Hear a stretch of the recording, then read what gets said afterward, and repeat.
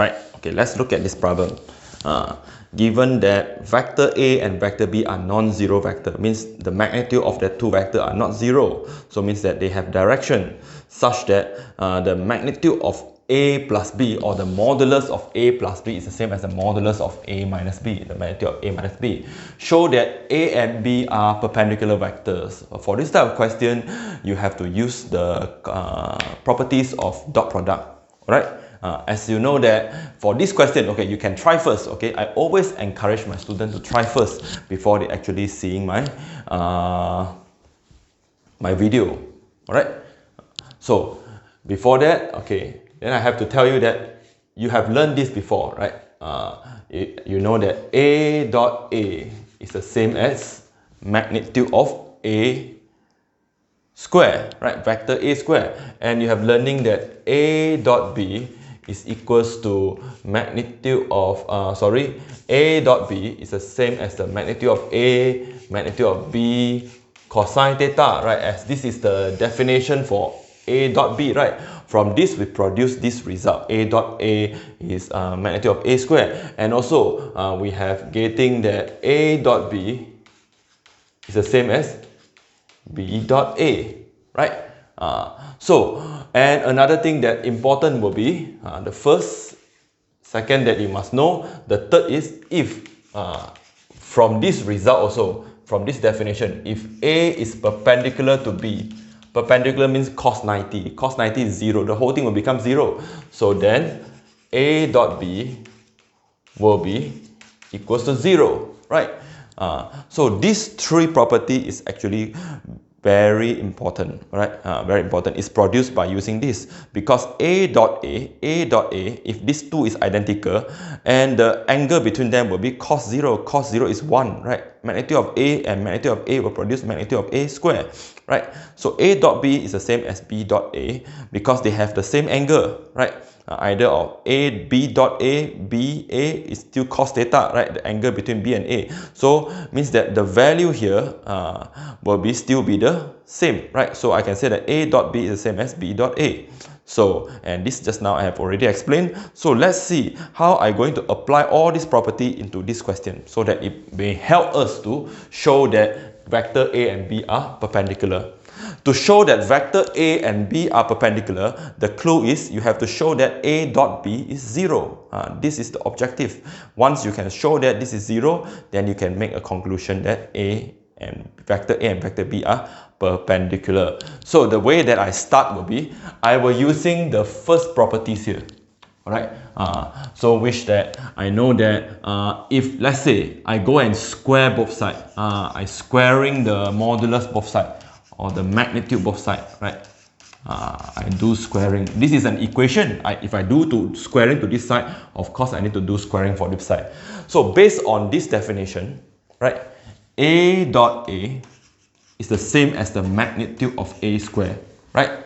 So same thing also, what if this A is A plus B, vector A plus B, right? It's the same, it will be repeat. You can just say A plus B dot with A plus B, right? We can modify these properties, right? As long as this is a vector, as long as this is a vector, this is always valid, right? It's always valid. Same thing also, if I say vector A minus vector B square is the same as vector A minus B dot with vector A minus B, right? It's the same. So, and I understood this, and I'm going to apply this into my first step here, alright? Okay, let's see what I'm doing. So here you will have A plus B dot with A plus B equals to A minus B dot with A minus B, right? As usual, I'm using the distributive properties of dot product, which you can expand, alright? A dot A, let's do it slowly so that you can really see what is happening.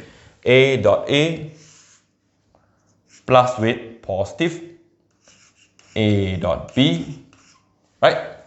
Followed by B dot A, B dot A, B dot B, right? B dot B. So this is for my left hand side. Oh, it's okay.